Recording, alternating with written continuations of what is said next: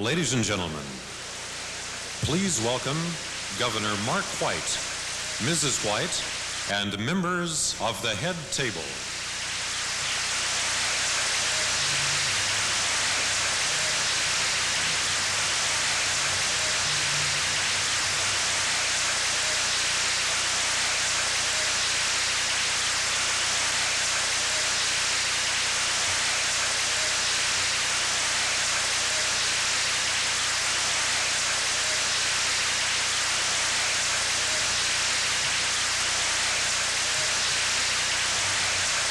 Ladies and gentlemen, our honored guests this evening, Mrs. Reagan, His Royal Highness, the Prince of Wales, and Mr. and Mrs. Ross Perot.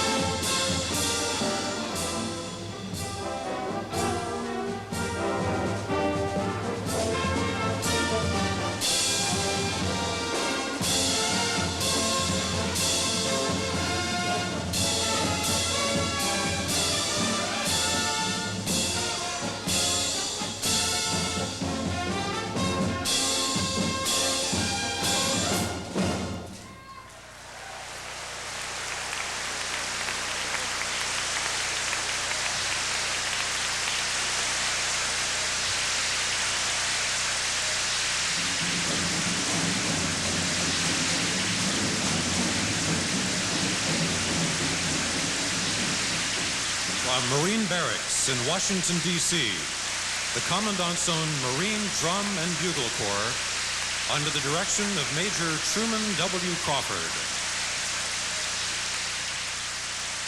In tribute to Mr. Ross Perot this evening, we present the Dallas Symphony Orchestra, under the direction of its music director, Eduardo Mata.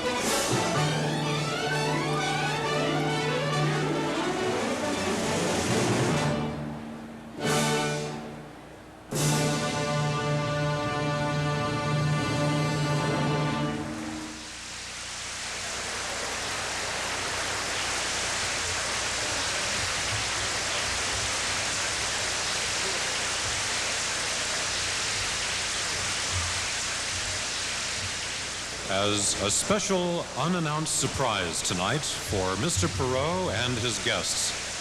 Please welcome Miss Leontine Price.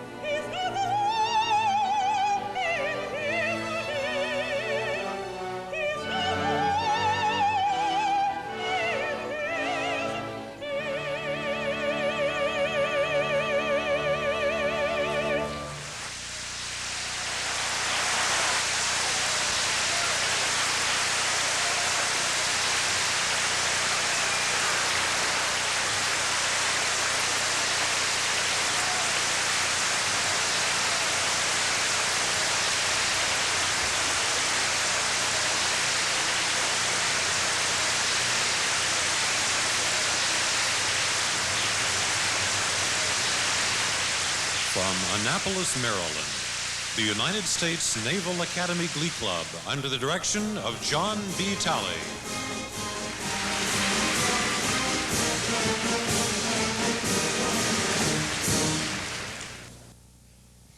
Though we roam the seas, far from all we love, we will drink to the good times and this land we fight to defend. Anchors away, my boys, anchors away. Farewell to college joys, we sail at break of day. Through our last night on shore, drink to the foam until we meet once more. Here's wishing you a happy voyage home. From the halls of Montezuma to the shores of Tripoli, we fight our country's battles in the air, on land and sea. First to fight for right and freedom, and to keep our honor clean. We are proud to claim the title of United States Marine. Off we go into the wild blue yonder, climbing high into the sun. Here they come, zooming to meet our thunder. Atom boys, give 'em the gun. Down we dive, starting our flame from under. Off one hell of a course. We live in fame, or we're down in flame. Nothing will stop the U.S. Air Force.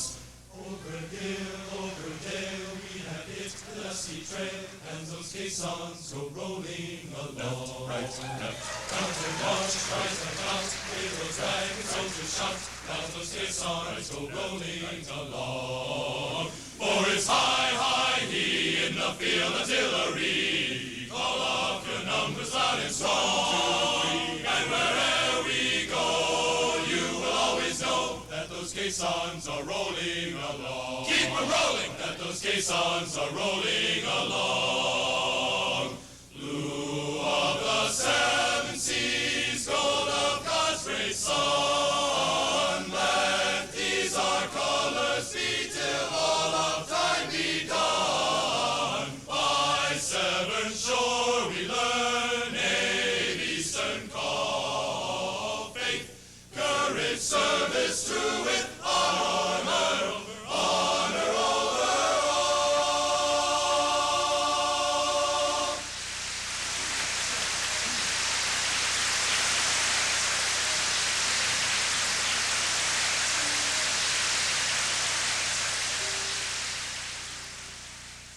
Farewell and adieu to you, fair Spanish ladies. Farewell and adieu to you, ladies of Spain. For we've received orders for to sail for old England, and hope very shortly to see you again. We'll roar like true British sailors. We'll rant and we'll roar across the salt seas. Till we strike soundings in the channel of old England. From Ushant to Scilly, or 34 the first time we made was a point called the Dead Man. Next Ramshead off Plymouth, start Portland and White. We sailed then by Beachy, by Fairley and Dungeness, and bore straight away for the south, for the side. We'll rant and we'll roar like true British sailors. We'll rant and we'll roar across the salt seas, till we strike soundings in the channel of old England. From Ushant to Scilly, or 34 let every man here drink up a full bumper. Let every man here drink up his full bowl, and let us be jolly and drown melancholy. Drink a health Each help to each jovial, each true and we'll rant and we'll roar like true British sailors. We'll rant and we'll roar across the salt seas till we strike soundings in the channel of old England. From Ushant to Scilly is 34 leagues. Farewell and adieu to you, fair Spanish ladies. Farewell and adieu to you, ladies of Spain. For we've received orders for to sail for old England, and hope very shortly to see and again. The wind is free and we're bound for sea. Heave cheerily, ho, ho, ho, ho. The lasses are waving to you and to me as off to the southern we go, ho, ho, ho. As off to the southern we sing, but let's cheerily, sing, but let's cheerily, heave, but let's cheerily, heave, away cheerily, ho, ho, ho, ho. For gold that we prize and sunnier skies, away to the southern we go, away to the southern we go. We want sailors bold who can work for their gold. Heave cheerily, ho, ho, ho, ho, and stand a good wetting without catching cold. As off to the southern we go, ho, ho, ho, as off to the southern we go. Sing, but let's cheerily, sing, but let's cheerily, heave, but let's cheerily, heave, away cheerily, ho, ho, ho, ho. For gold that we prize and sunnier skies, away to the southern we go, away to the southern we go.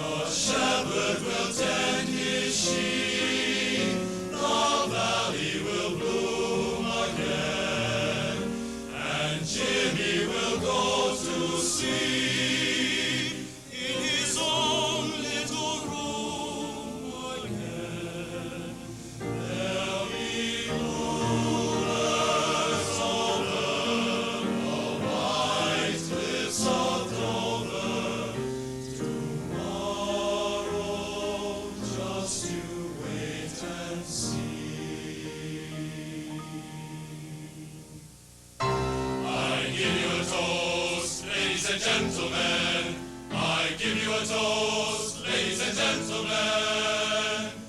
May this fair land we love so well, in dignity and freedom dwell. Though worlds may change and go awry, while there is still one voice to cry.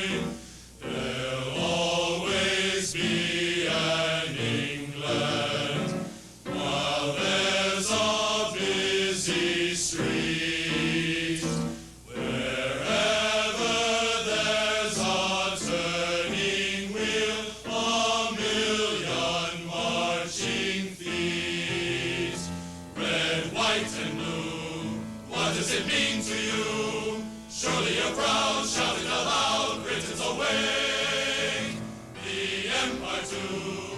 We can depend on you. Freedom remains, these are the chains nothing can break. There'll always be an England, and England shall be free. If England means as much to you as England means to me.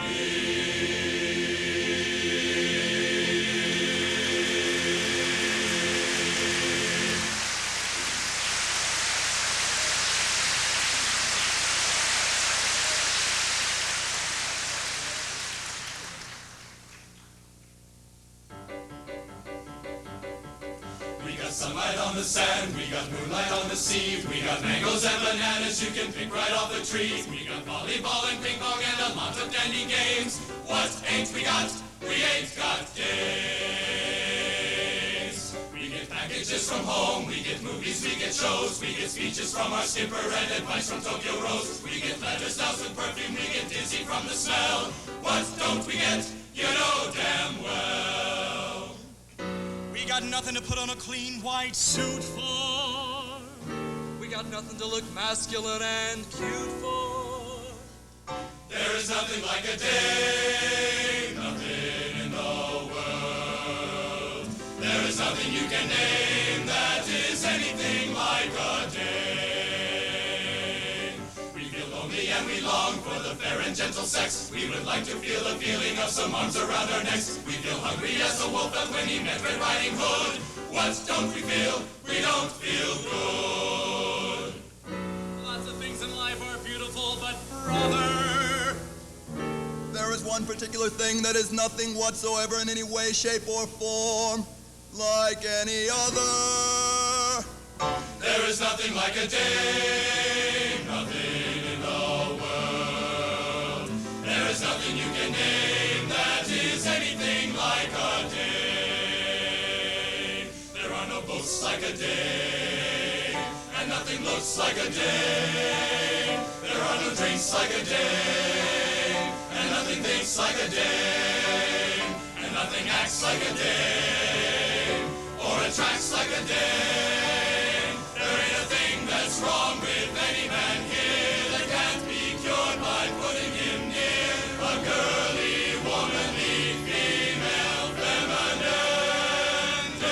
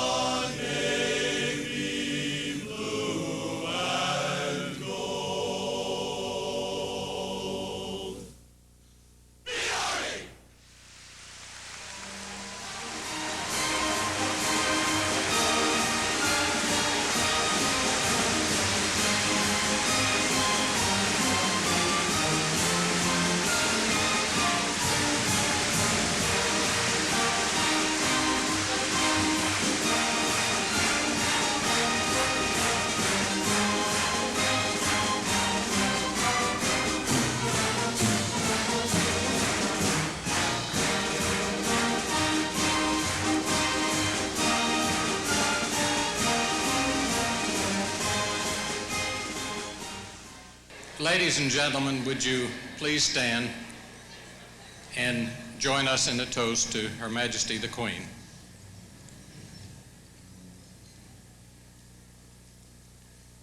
The Queen.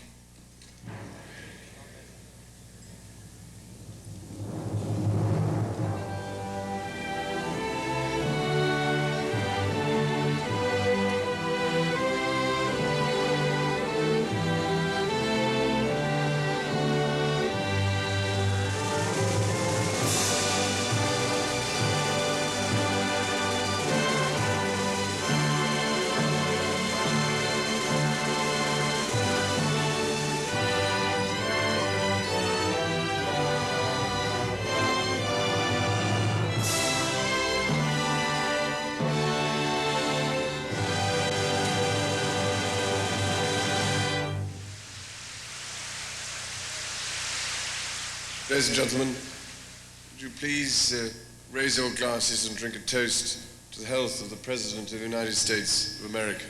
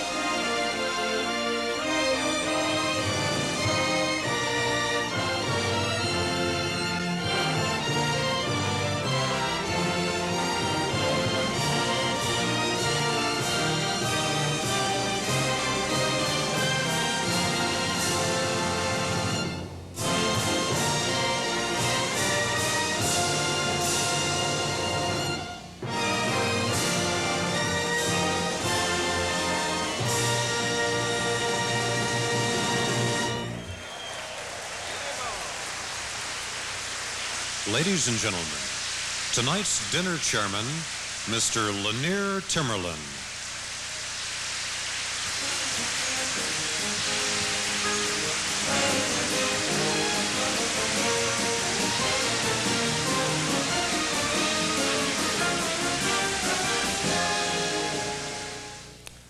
Thank you very much. Mrs. Reagan, Your Royal Highness, Governor and Mrs. White, distinguished members of the head table, ladies and gentlemen. Carl and I have the distinct honor of welcoming you here this evening, and indeed to thank you for coming. It is also our great privilege to announce that the dinner committee this evening has raised and expects to deliver to the Winston Churchill Foundation of the United States, after all expenses have been paid, $1,500,000.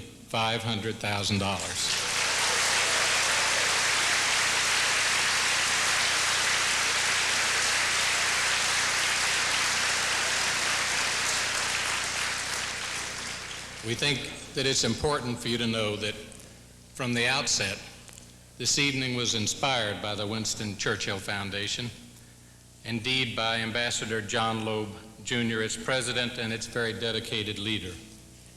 His charge and that of the foundation was delivered very early and very clearly. It was indeed threefold. First, we were asked to set a precedent for continued support of the foundation's future efforts, and in the process, raise funds for their prestigious scholarship and fellowship programs. Through your unprecedented generosity and the many aspects of the evening that were donated and underwritten, it is our hope that that first challenge has been met. The second request, also from the foundation, was to celebrate the memory of Sir Winston Churchill, to whom we all owe a great debt. His magnificent legacy remains a source of inspiration for all who admire courage, for all who love liberty. We are all humbled with the knowledge that any endeavor will forever be eclipsed by that magnificent legacy. And finally, the third charge, and it was a very special one, very meaningful to all of us in this room this evening, and certainly to all of us who live in Dallas. To have an evening which would, in every respect, be a very memorable tribute to the man that we honor tonight. It is the hope of this dinner committee and the hope of all who gave so much of their time and devotion that that charge too has been met. That your attendance here this evening, that the goals that we have all collectively tried to achieve, all send a very clear message to the Perot family, a message that expresses something of our esteem, our respect, our admiration, a message that expresses our gratitude that we can claim for this nation and our state and our city a man such as Ross Perot. Thank you very much. Ladies and gentlemen, the President of the Winston Churchill Foundation of the United States, the Honorable John L. Loeb Jr.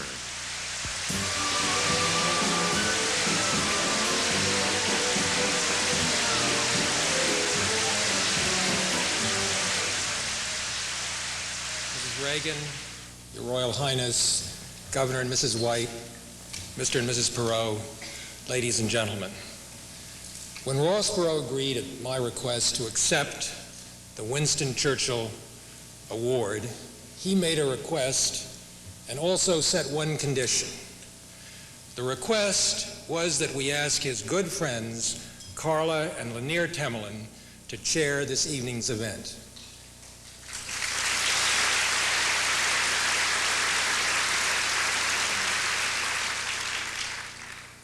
We asked, and they accepted. And they have planned and orchestrated with taste and imagination every detail of this evening's program. Carla and Lanier,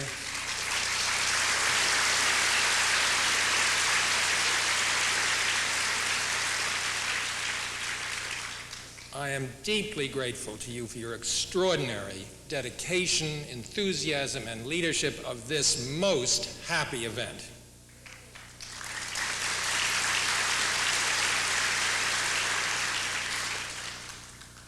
The one condition that Ross stipulated was we use this occasion to focus attention here in Dallas upon Winston Churchill and his legacy. And in this regard, we are profoundly grateful to the Dallas Times-Herald, the Dallas Morning News, Public Television, and Southern Methodist University, and the Dallas Museum of Art for all they have done.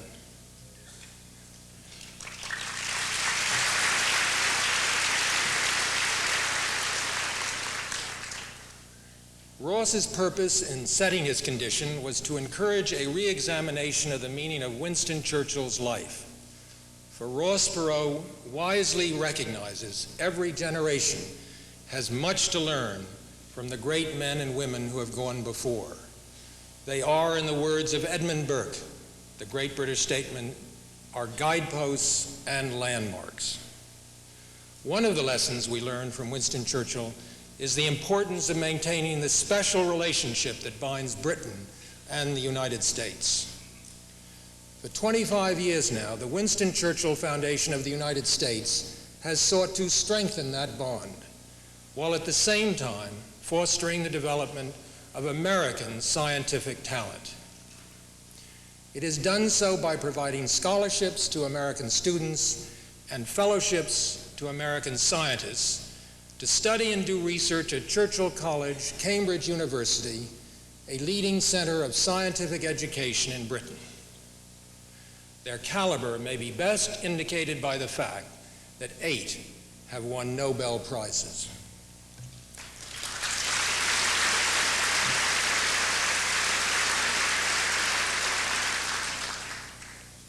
The foundation is justly proud of its standards and committed to maintaining them, which was why we are so grateful to each one of you in this room. By your overwhelming generosity, you are assuring the continuity of our work, while at the same time helping us to honor one of the most remarkable men of our time. Ross Perot is by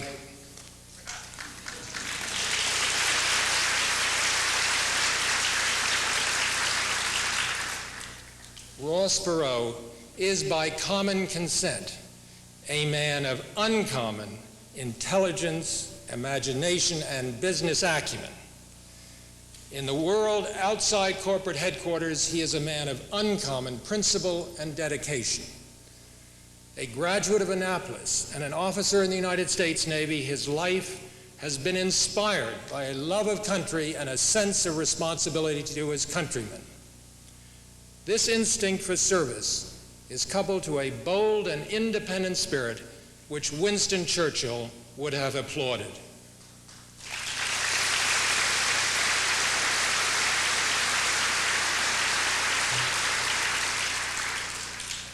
We have all seen these qualities in his forceful initiatives to ameliorate the lot of American servicemen held captive in Vietnam, in his intrepid rescue of his associates from an Iranian prison,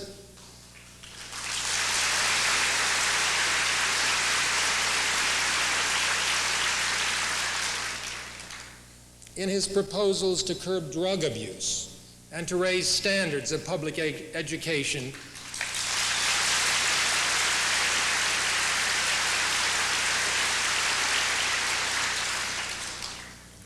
and in his magnificent support of art, music, and education, and philanthropies which enrich us all. Ross Perot, we salute you.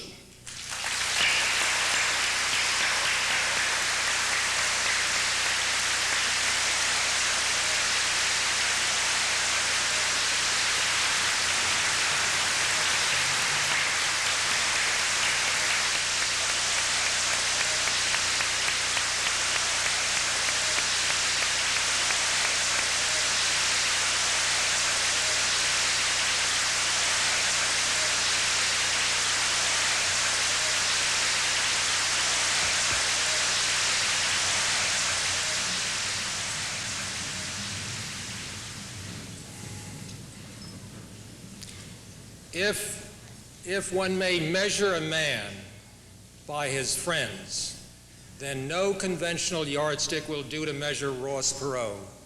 This room is filled with more than 1,600 of his friends and admirers. One of them is herself, the object of universal admiration and love. She plays an influential role in the life of our nation, and her strength and graciousness gives all Americans reason for pride. Her presence here tonight reflects the significance of the Winston Churchill Foundation of the United States and is a mark of her great esteem for Ross Perot. It is my privilege and pleasure to present our First Lady, Nancy Reagan.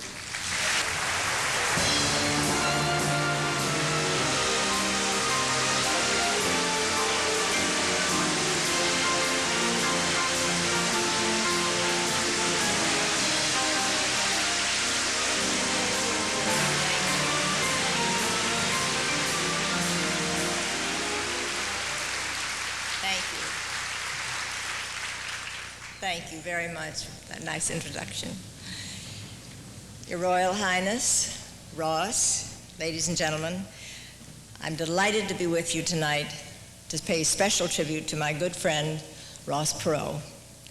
My husband's very sorry that he couldn't be here too, but he sends his warmest regards to everyone and his deepest congratulations to you, Ross, upon receiving this great honor.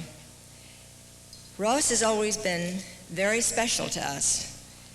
And believe me when I say that Winston Churchill Foundation has a wonderful friend.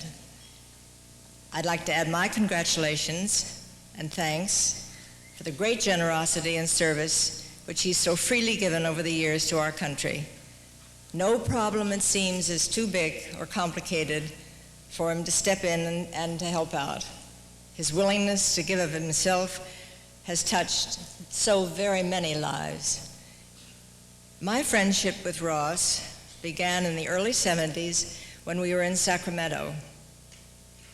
My husband and I were very concerned about the welfare of the POWs still in Vietnam, and I understand that some of them are here tonight.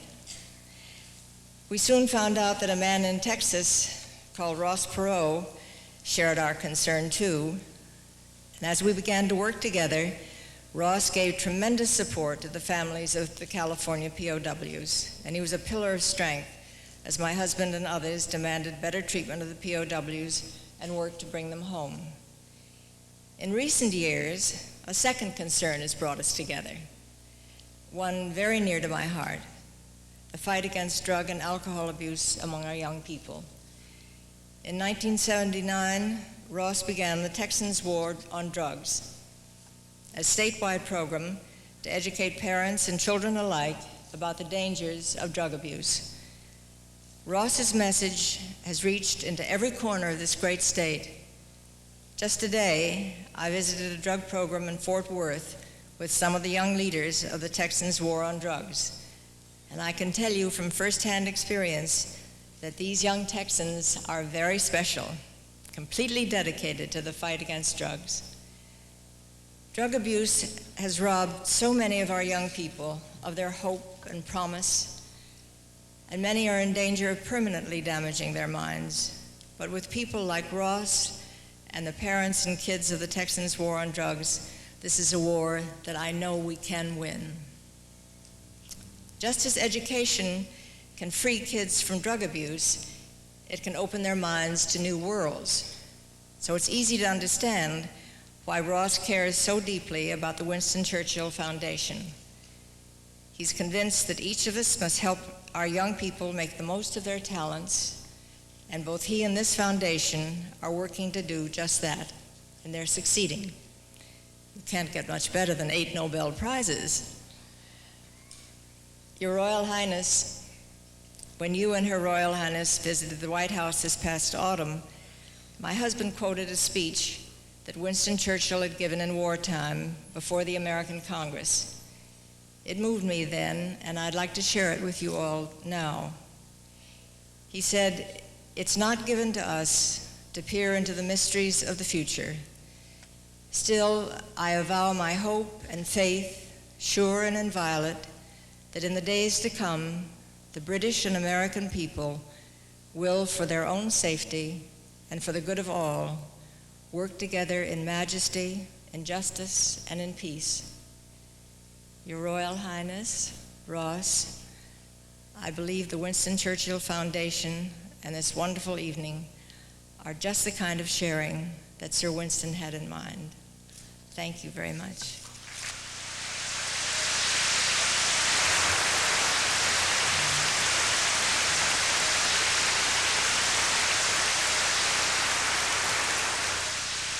In January 1941, Winston Churchill wrote to King George and Queen Elizabeth, who had helped rally and sustain the British people against Hitler, as follows: "Your Majesties are more beloved by all classes and conditions than any of the princes of the past. The grandson of that much beloved couple has already earned in his own country and abroad the same degree of affection and respect which they enjoyed in their day and his parents enjoy today. Year after year, he has demonstrated his commitment to Anglo-American relations, his belief in educational excellence, and his abiding concern for the development of young people. It has special meaning to the trustees of the Winston Churchill Foundation and all of us here tonight that he has traveled thousands of miles to be at this event to present the Winston Churchill Award. Ladies and gentlemen, it is my honor to introduce His Royal Highness, the Prince of Wales.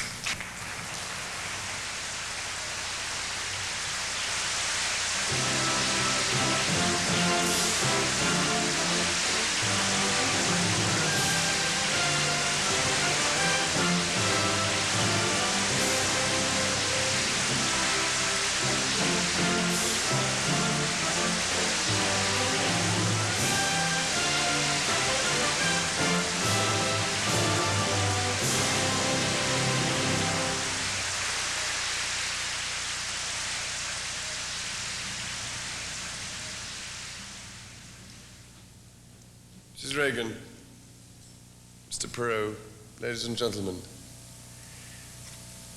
I was wondering this evening, or during the course of this quite outstanding occasion, what tune they were going to play when I marched onto the platform.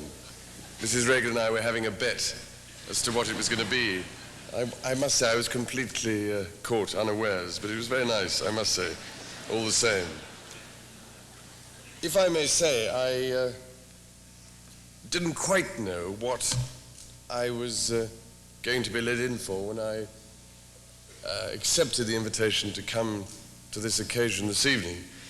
I should have known, I suppose, that if it was in Texas, it would have been bigger than anything else.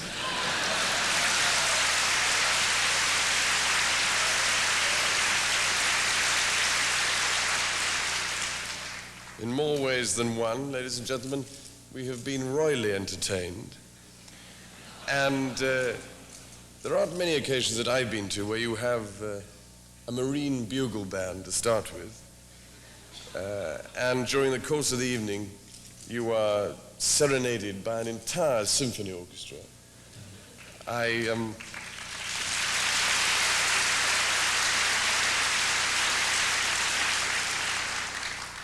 And my goodness, they played Land of Hope and Glory well.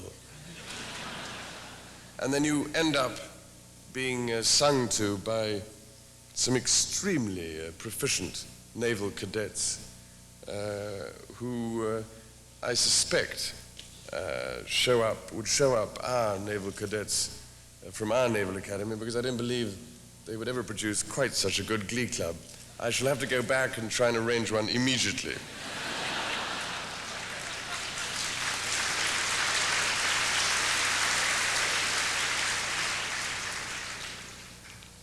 But tonight, ladies and gentlemen, I think more than anything else is a truly Anglo-American evening.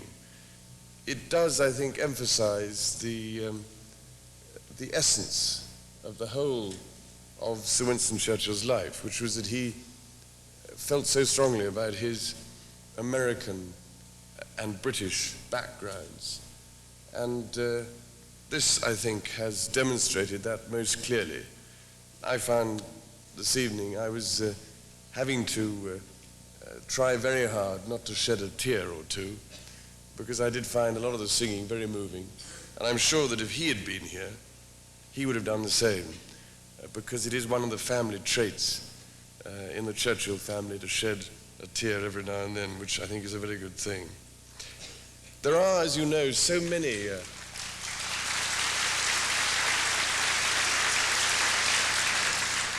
and incidentally, if I may say so, it is a particularly enjoyable fact that his daughter, Lady Soames, is here this evening representing the Churchill family.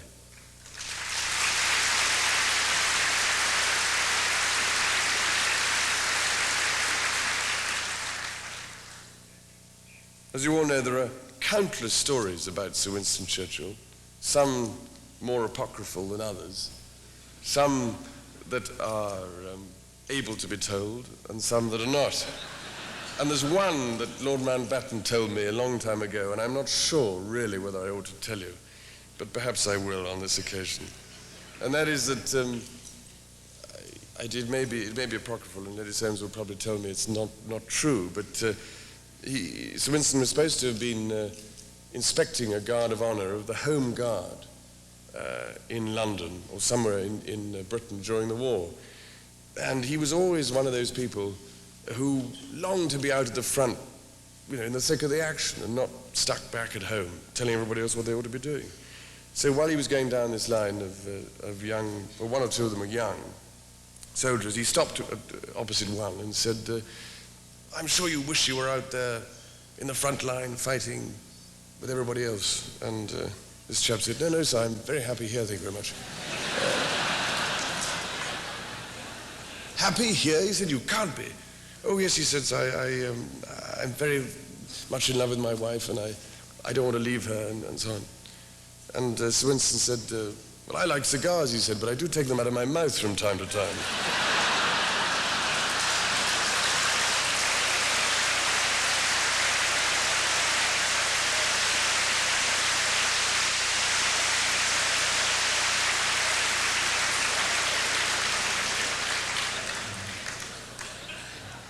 Perhaps I shouldn't have told that one.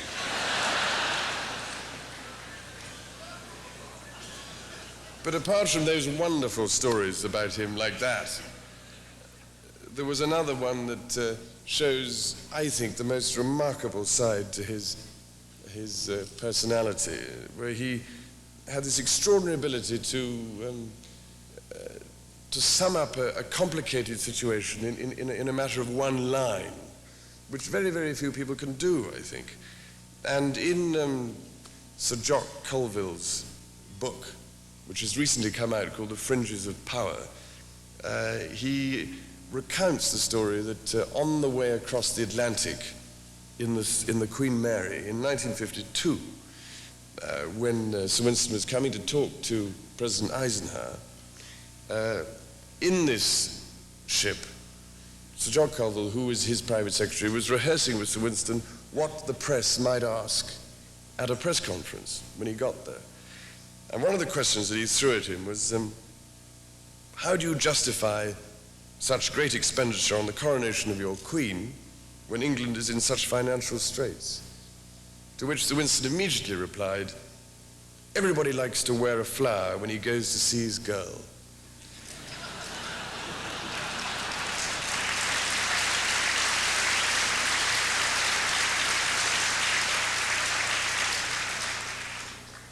Which absolutely, I would have thought, would finish the question once and for all.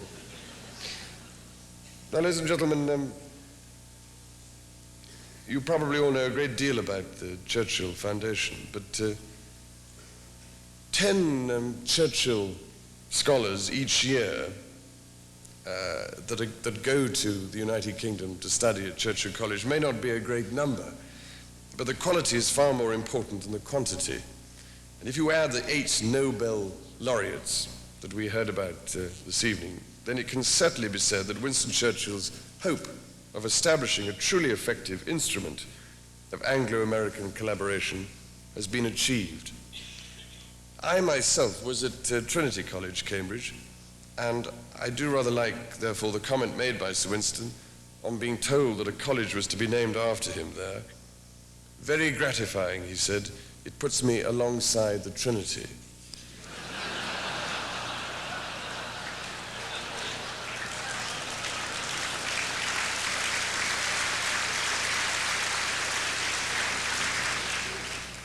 Churchill College, Cambridge, like Massachusetts Institute of Technology and Caltech in this country, pays special attention to a close relationship with industry. It has a higher ratio of postgraduate students than any other university establishment in Europe.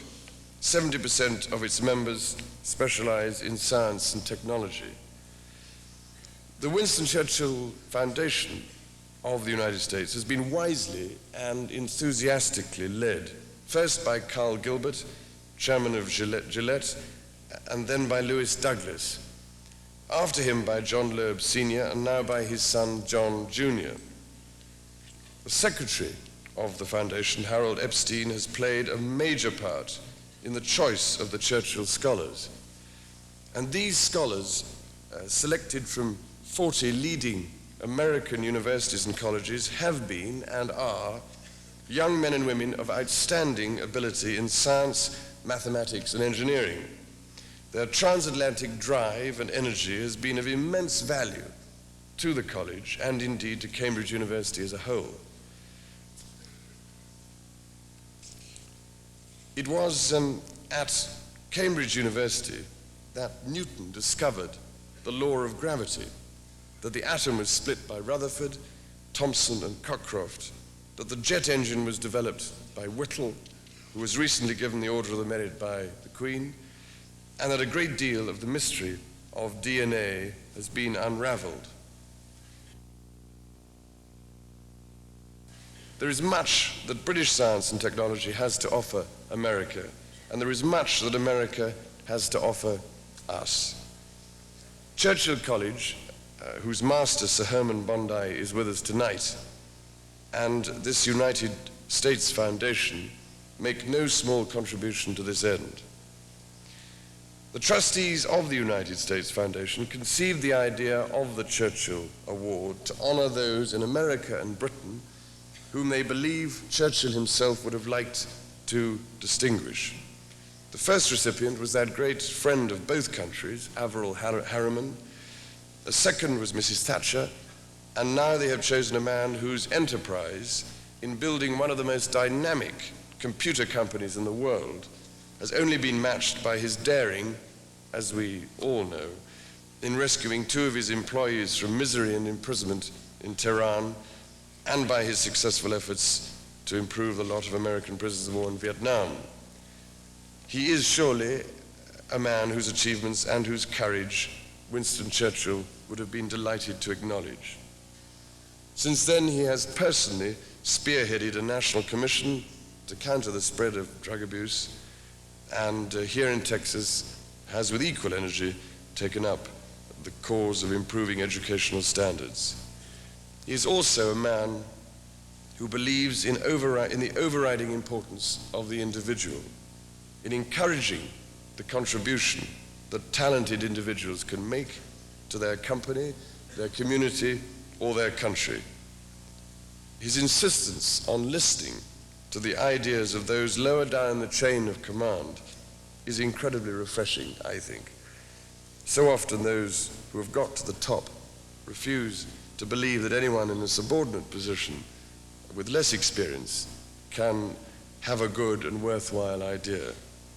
But Mr. Perot has proved over and over again that it is worth listening. And he, ladies and gentlemen, is worth listening to as well. So now I shall read the Winston Churchill Award citation to Mr. Perot, if he would like to come up now.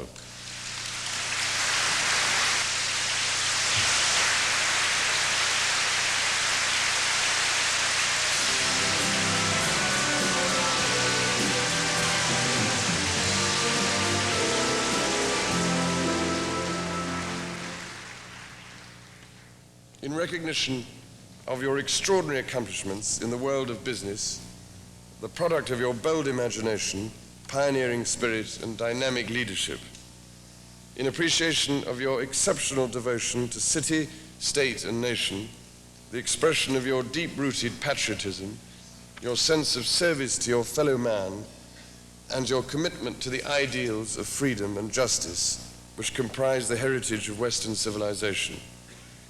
In admiration of your personal courage, loyalty, and perseverance, your invariable preference for principle over expediency, and your unparalleled generosity, attributes which exemplify the spirit of that illustrious man in whose name we pay this tribute. Mr. Perot, it gives me enormous pleasure to present you with the Churchill Award.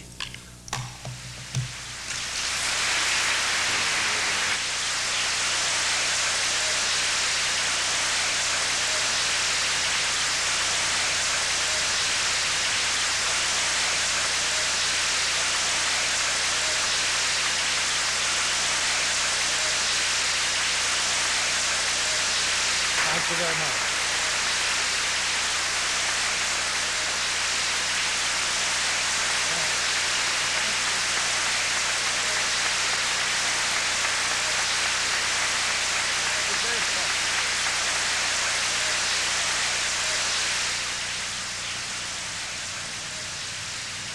Thank you very much. To the Prince of Wales, thank you for presenting the Winston Churchill Award and for coming to Texas to help us celebrate our sesquicentennial.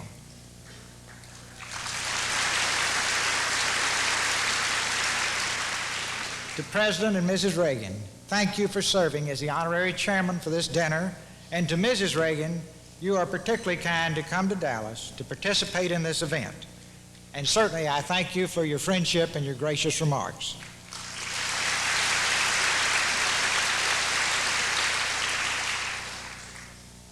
I don't have adequate words to express thanks to Carl and Lanier Timmerling for this beautiful party.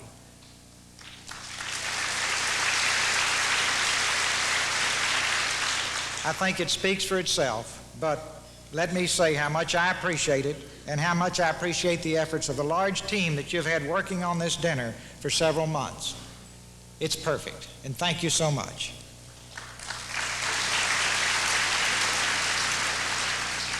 To John Loeb and the trustees of the Winston Churchill Foundation, thank you for choosing me as the recipient for this award. And you will bear a special burden over the years in trying to explain to people why you did it.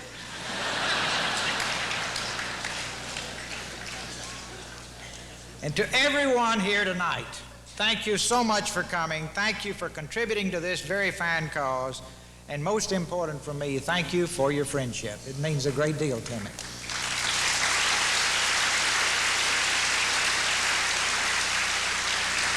We've had an evening of great entertainment from our Dallas Symphony, and I want to thank each of you personally and tell you I can hardly wait to hear you in an acoustically perfect hall, and it's on the way now.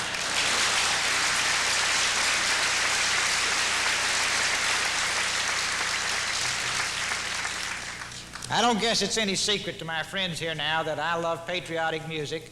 I love the Star-Spangled Banner, and I love it when it's played more like a march than like a dirge, and you played it that way tonight. And thank you so much. The Marine Drum and Bugle Corps is a special favorite of mine. They knock the top off the building anytime they show up, and they certainly kick the party off tonight. And thank you. As a graduate of the Naval Academy, I don't have to tell you how much it meant to me to have the Naval Academy Glee Club here tonight. It brings back many happy memories of my years at the Academy and my years at sea. Thank you for coming. They're watching on television, so they do hear my thanks. And you guys are terrific.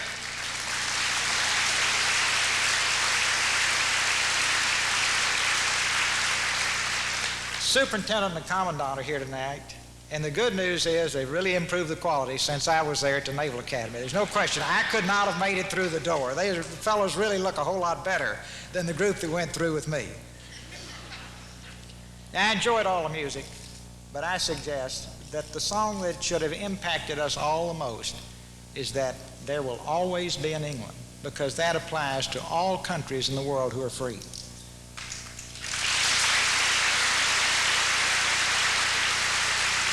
And the message is so great.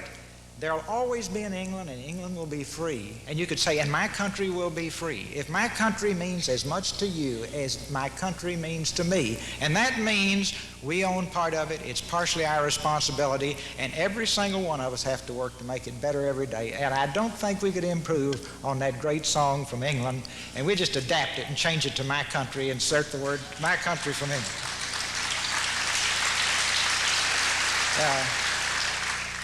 How can I adequately express my thanks to Leontine Price?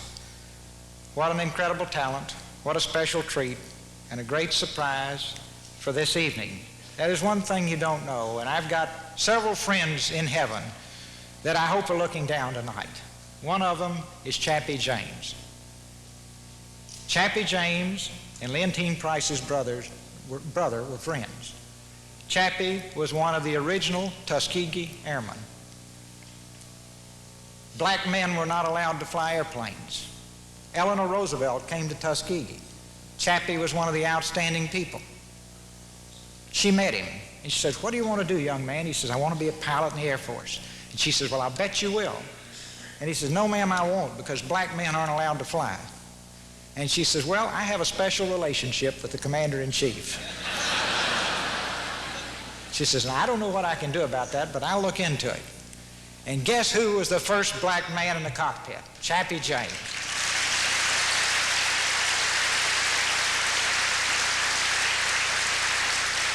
This is what our country's all about. One of 19 children from Pensacola, Florida. His mother wouldn't let him go to public school. She taught him at home. And Chappie became the first black four-star general in our country's history. Now, that's what our country is all about. And Ms. Price, there's no way I can ever adequately thank you for coming tonight, but I'll pledge you this, that I will redouble and renew my efforts to make sure that every single child in this state has an opportunity to realize his or her full potential, because you and your brother certainly did.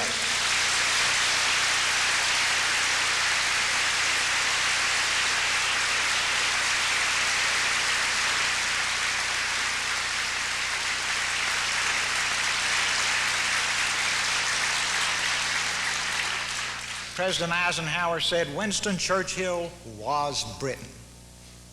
Among the Allies, his name was spoken with respect, admiration, and affection.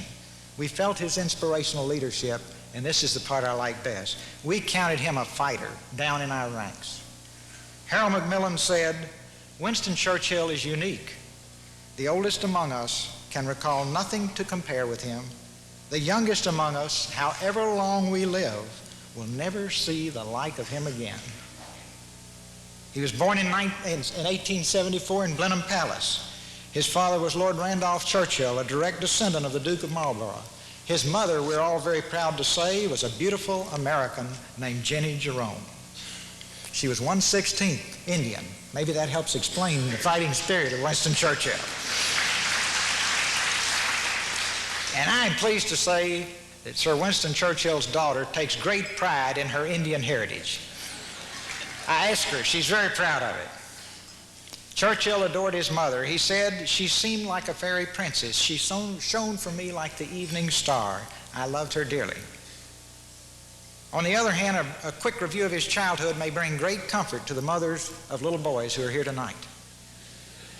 His own mother, who he dearly loved, said, he is the most difficult child to manage.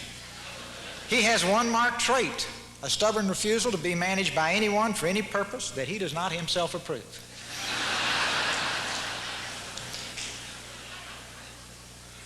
All of you have tried to get your little boys to go to dancing class. His dancing teacher said he was the naughtiest small boy in the world. He entered Sandhurst, the British Military Academy. He blossomed at Sandhurst and graduated near the top of his class. He had a keen appetite for adventure and participated in the last great cavalry charge against the Dervish warriors. At 25, he became a war correspondent, went out to cover the Boer War, and was captured. I think Winston Churchill would like the Sunshine Boys. That's the EDS rescue team, because he didn't stay in jail very long.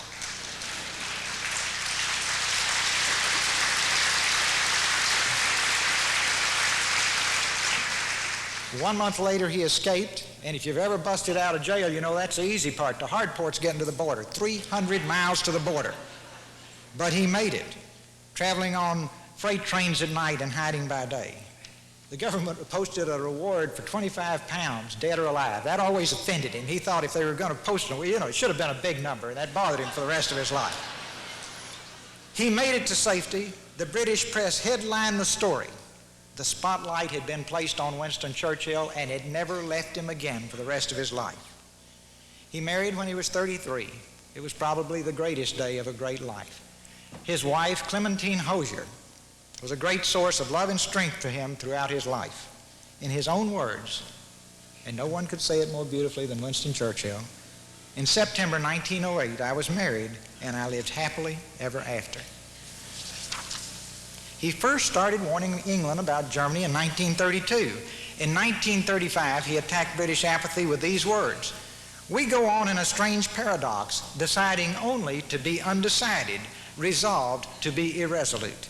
In 1938, after the Munich Pact, Churchill declared, "We have sustained a total and unmitigated defeat," but the people didn't want to hear this. In 1939, the Nazi war machine rolled into Poland. 2 days later, England declared war. Hitler had proved Churchill right. Churchill was called back to office immediately as the First Lord of the Admiralty. Not bad for a military academy graduate, I'd say. First Lord of the Admiralty is equivalent to the Secretary of the Navy in our country. Mountbatten said, "I was at sea when he came back to the Admiralty. I remember the excitement. When the signal went out, Winston is back. Everyone said, we shall now begin to get a move on, and they did. He ordered the Navy to strike hard. Immediately they went out, found, and sank the German battleship Graf Spee.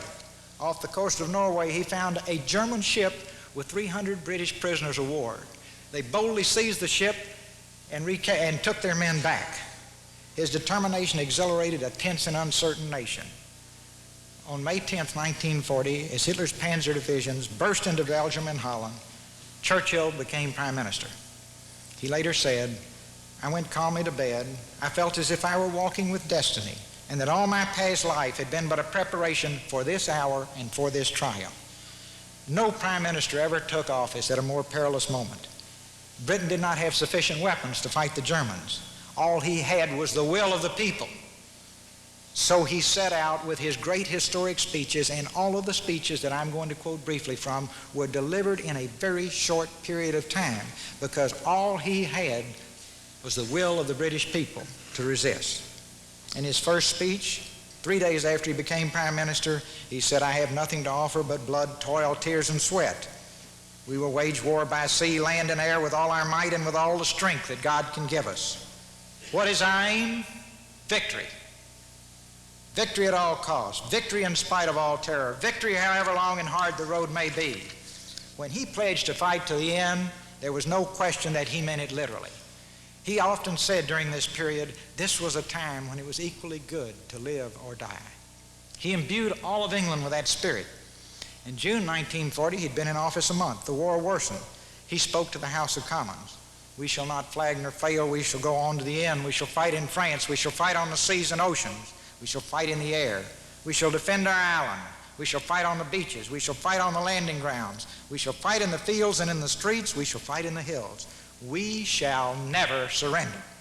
At the end of this address, he covered the microphone with his hand, turned aside and said, "And we will hit them over the head with beer bottles, because that's all we've got to fight with." Now, if that were not enough, 6 weeks after he took office, France surrendered. I mean, nothing good had happened. Churchill ordered the evacuation of Dunkirk, and only Churchill would have come up with a plan this bold. Every available boat was sent. Fishing boats and pleasure craft sailed alongside warships. 1/3 of the boats were lost, but the troops were successfully evacuated. England now had to fight alone. Again, Churchill spoke. Now keep in mind, everything is bad. Listen to his words. "The Battle of Britain is about to begin. Let us therefore brace ourselves to our duties, and so bear ourselves that if the British Empire lasts for 1,000 years, men will still say, 'This was their finest hour.'" These are all speeches we remember as children. He later said, "Nothing surpasses this period in 1940. We had not flinched or wavered. We had not failed. We had defied the tyrant in the height of his triumph. We were still in the ring. Hope burned anew in the hearts of millions. The good cause would triumph. Right would not be trampled down." Still, he had no weapons. During this critical period, while England fought alone, Churchill proceeded to form a home guard. More than 1 million civilians armed with shotguns and pitchforks to defend against the German army. He involved everyone in the defense of England. He declared, "London itself, fought street by street, can devour the entire German army." The people believed him. In just a few weeks, he had so aroused the nation that he had to stop people from coming in from the countryside to share in the dangers that they felt would exist in London. They wanted to be a part of it. Throughout the war, his favorite directive was action this day. He despised bureaucracy or delay. He inspired the people far beyond any reasonable expectations. Throughout the German Blitz, the nightly bombings of London, he would appear among the ruins at night after the attack. The people would cheer him and step forward to touch him. On more than one occasion during these visits, he wept openly. One old lady said, "You see, he really cares. He's crying." And of course, he did really care. In the middle of all this, he was asked if England should move its art and other treasures to Canada for safekeeping, a very rational request. Churchill angrily replied, "No, we're going to beat them." And that message went out all through England. His daughter, Lady Soames, who's with us tonight, manned an anti-aircraft battery during the Blitz. And a great part of Sir Winston Churchill was his humanness. Like all the proud fathers of daughters here tonight, he would take an array of dignitaries down to her anti-aircraft gun during the air raids and let them watch his daughter in action, much to her chagrin, I might add. Now, So if ever there was a chip off the old block, it's Lady Soames. She's here with us tonight, and we can't recognize Sir Winston Churchill, but I know he would be enormously pleased if you would stand and let us recognize you. Please stand up. Could we have a spotlight?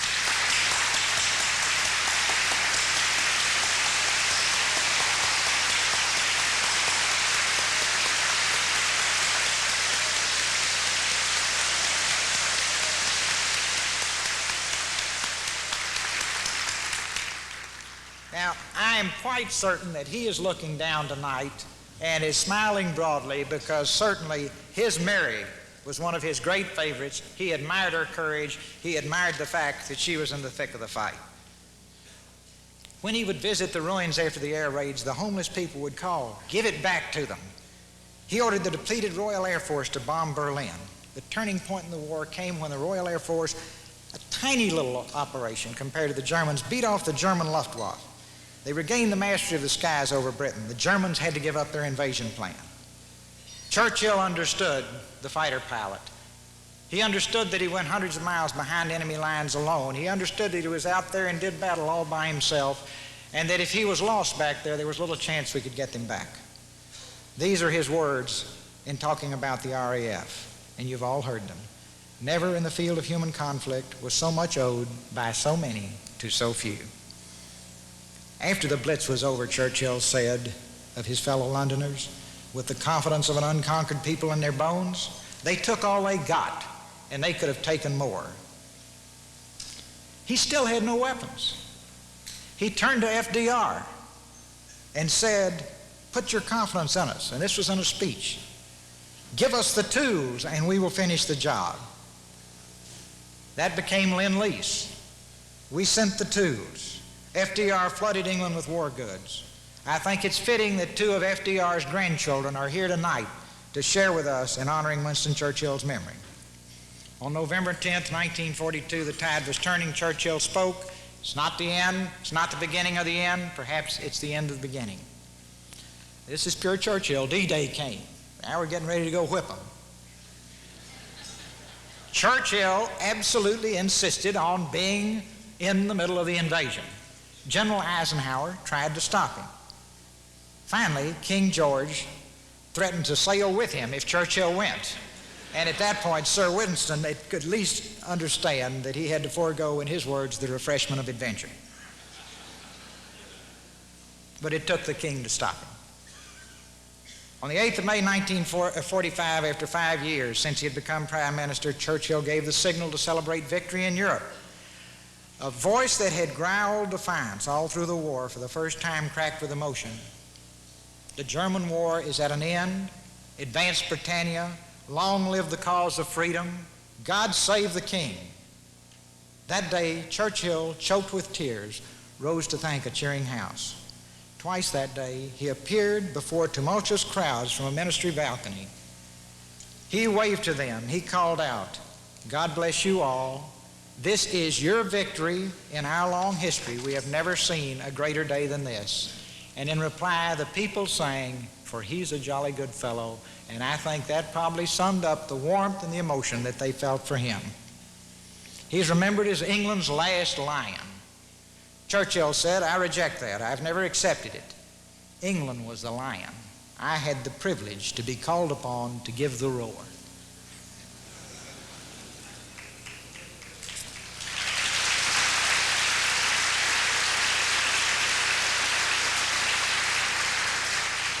With great pride, our country made him an honorary citizen in 1963.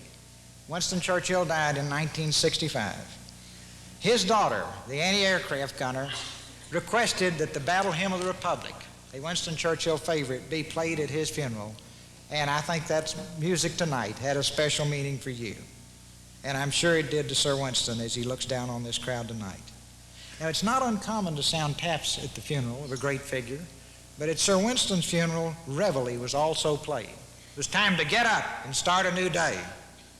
There was no question in his mind that he was going to heaven. On death, he said, "I'm ready to meet my Maker. But whether or not my Maker is prepared for the great ordeal of meeting me is another matter."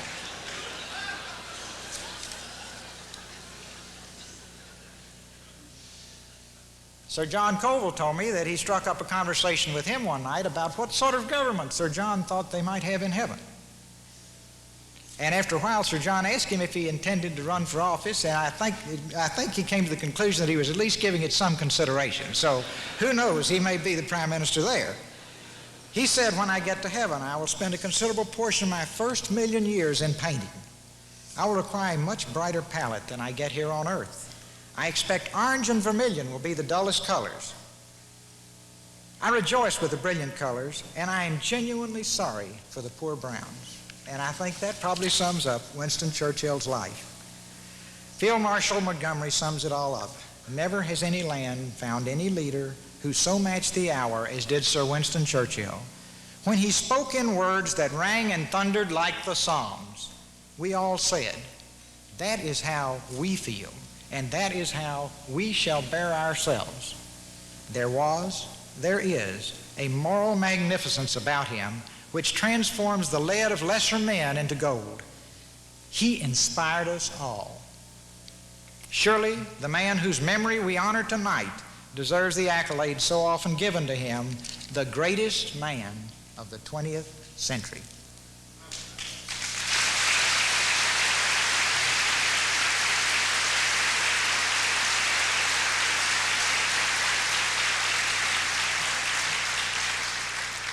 It's been a great evening. I've enjoyed every minute. I hope that you have too. For 30 years, I've been asked the same question again and again, and that is, why did Margot marry me? But in recent months, that question has been replaced by a new question, and that is, why in the world are they giving you the Winston Churchill Award? And there are a number of my friends who said, if what we paid for a ticket, Ross, we deserve an answer. Now, Winston Churchill was an extraordinary man. I am a very ordinary man. I am not in the same league as Averell Harriman or Prime Minister Thatcher. An interviewer pointed out to me recently that Churchill considered himself a lion and asked me if I considered myself a lion. And I replied, oh no, I never thought about it. And he said, well, did you ever consider yourself as anything? I thought for a minute, and I said, well, I wanted to be a beautiful pearl. But I looked in the mirror and decided that wasn't in the cards. And then I said, oh, well, maybe I can be an oyster because the oyster makes the beautiful pearl. And that never did work out either. Now, unfortunately, my lot in life is that of the grain of sand that irritates the oyster.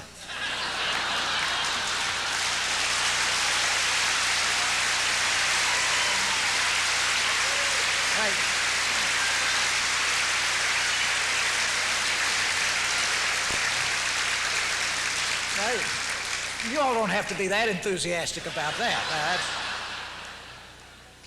Now, tonight, I feel like Cinderella. I didn't expect to be at this party with the prince, but here I am. Fritz is getting a little nervous. He's glad there's not a dance, I'll tell you that. But here I am, and I'm going to enjoy every minute. Because at midnight, like Cinderella's carriage, I will certainly turn back into a grain of sand, not even a pumpkin. With that thought, I ask you to humor me for just a moment while I explain to you why I am receiving the Winston Churchill Award.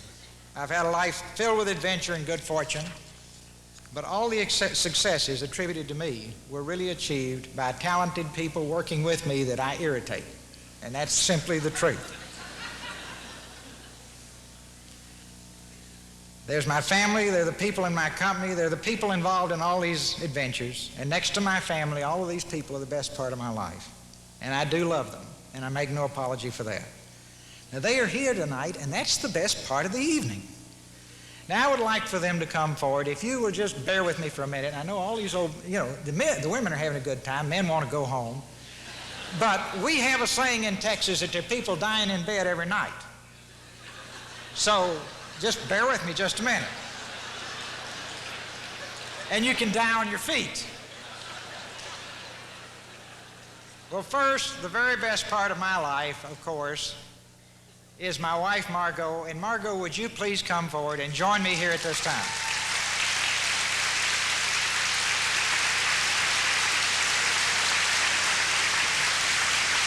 And I would like for my family to join me. My family would join me here at the podium. And all these good-looking girls, and I've got a son that looks more like his mother than me, so that worked out fine. Now, y'all hurry on up here because we need to get everybody up here. Okay, now here's a group you want to meet. The Sunshine Boys are here tonight. This is the jailbreak team. They're in Texas holding seminars on overcrowded prison conditions. Now, I'm going to ask the Sunshine Boys to come right up here with me. These are the fellows that went halfway around the world, broke into a 13,000 inmate prison, came out 540 miles overland without a scratch on them. Jay, you guys come on up.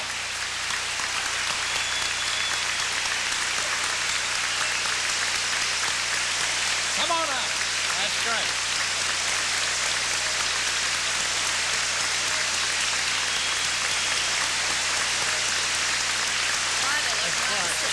There we are. There we go. Come on, John. There we are.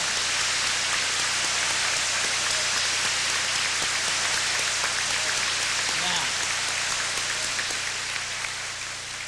I'm glad to put the spotlight on these shady characters because they need all the light they can get. But there they are, the Sunshine Boys. They did something that I think subsequent events have proved is almost impossible to do. But they proved that you give Americans a job, give them the resources, let them use their brains and wits, and there's nothing that they can't do. And I couldn't be more proud of you guys.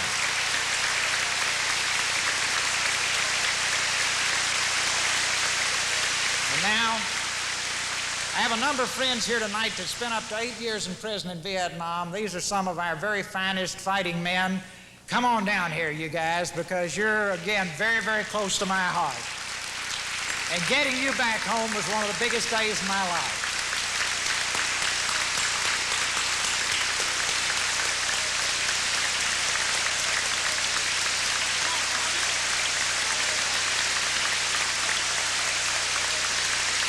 Robbie, come on over here. I need you up close.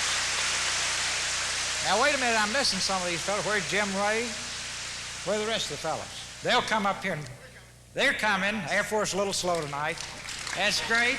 Paul Galante. Good to see you. Thank you so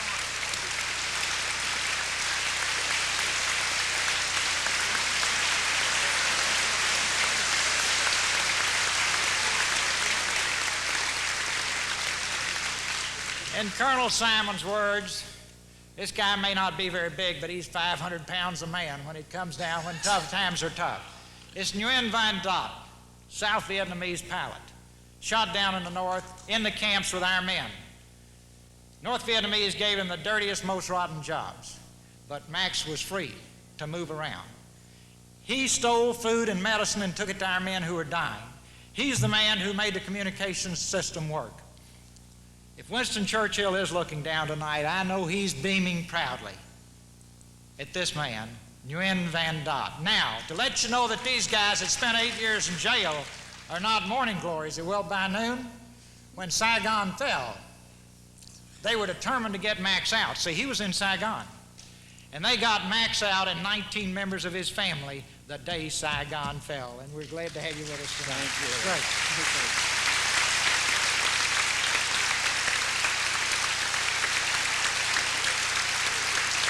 Okay.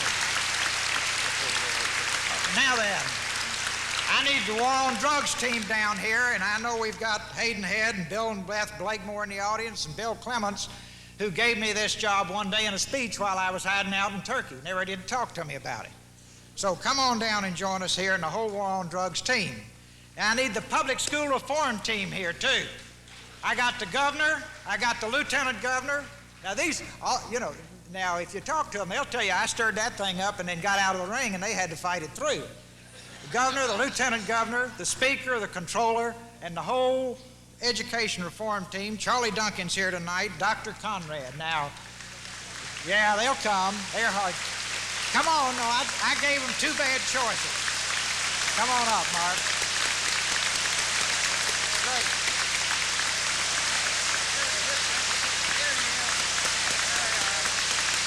Come on up here, Mark.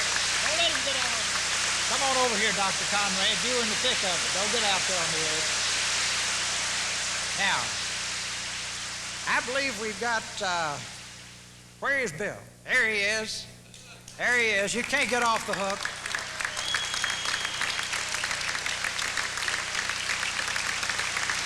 Now, at this point, I've got the great Spirit of Texas team. That was a great adventure, but they're already up here, and they set the world record, of course, that you remember a few years ago. And finally, and these are the people who provide the financial fuel to make it all possible, and that's the great men and women who are the builders of EDS. Now, these are the people that took an idea, turned it into a company with 40,000 people, and I'm telling you, they are very, very special. Come on up, and let me talk about them as they come up. There's a lot of people that talk about the playing field not being level in American industry. These people built EDS on a playing field that looked like a cliff. We were at the bottom, and one of the greatest corporations in the world was at the top. They had to scale the cliff just to earn the right to compete at the top. They did it. They took a company from an idea. Come on up here, Ken. Now, where are all the great EDSers? You guys are slow moving tonight, so come on up here because everybody wants to go out for dessert. Now, this is the EDS. Here we go. Gary, y'all kind of like the Glee Club. These guys, you don't sing, but just kind of fill in the spots here. Now, at this point, let's see. No, I'm missing one person. I'm missing just one person. Well, Mort just wanted to be noticed. Nobody did more to build EDS than Mort Myerson. So now, Marlene, make him come up, or we'll get his mother too, one way or the other. Great.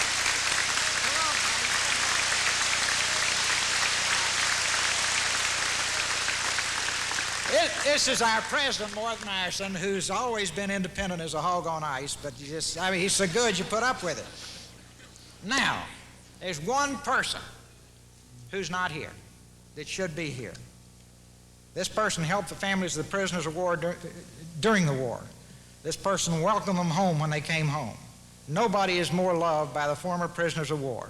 This person is a leader in the national war on drugs, and I would like to ask Robbie Reisner, who's an old friend of this person. And where is Robbie? Come here, Robbie. Now, Robbie's an Oklahoma cowboy. And this guy is one of the greatest flyers our country ever had. He was an ace in Korea, was on the cover of Time magazine. He met China's top ace in the air, and that guy never saw the sun come up again over in Korea. He retraced Lindbergh's route in a jet, the first man to do it. He was the winner of the Air Force Cross, and on and on and on and on.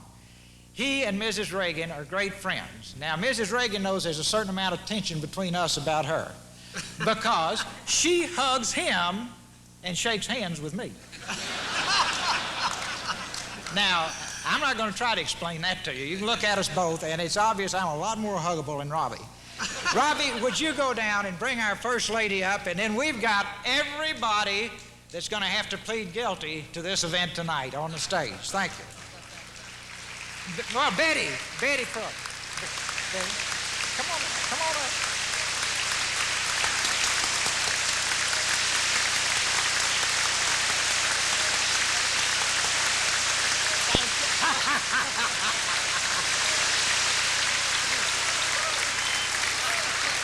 Sorry, Robbie. That's right. Just shows you who wins in front of a crowd, doesn't it? Now my evening is complete. I want to thank you all for sharing in it. We have dessert outside in the foyer, and even though you may want to go home, please stay so that we can come, Lanier and I and my family and all of us can come out and thank you personally. Let me close with a Churchill quote. In all of our adventures and escapades, we've used it again and again and again over the years. At the time when we thought we might be beaten on the jailbreak, at other times when it looked like there was no way to succeed, we would always find a way to recharge our energies with this Churchill speech. These are the words: never give in, never give in, never, never, never. Thank you very much. It's a great evening.